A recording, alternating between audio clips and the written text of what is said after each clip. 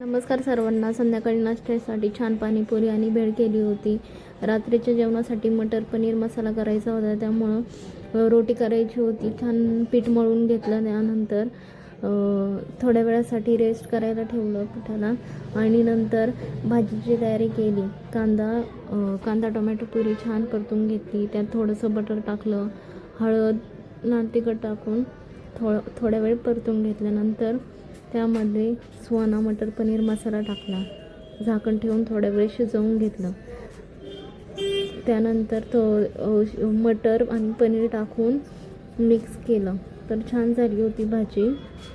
त्यानंतर ओल्या हरभऱ्याचा मसाले भात करायचा होता. कांदा टोमॅटो टाकून छान असं फ्राय करून घेतलं. नंतर त्यामध्ये घरातले मसाले टाकून घेतले सर्व.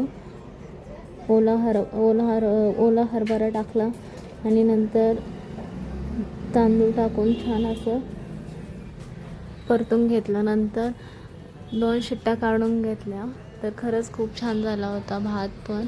आणि नंतर ज्ञानेशला कांजणे असल्यामुळे त्याला मैदा द्यायचा नव्हता, तर त्याच्यासाठी चपात्या केल्या होत्या. मग त्याला 2 चपात्या केल्या, आमच्यासाठी रोट्या केल्या.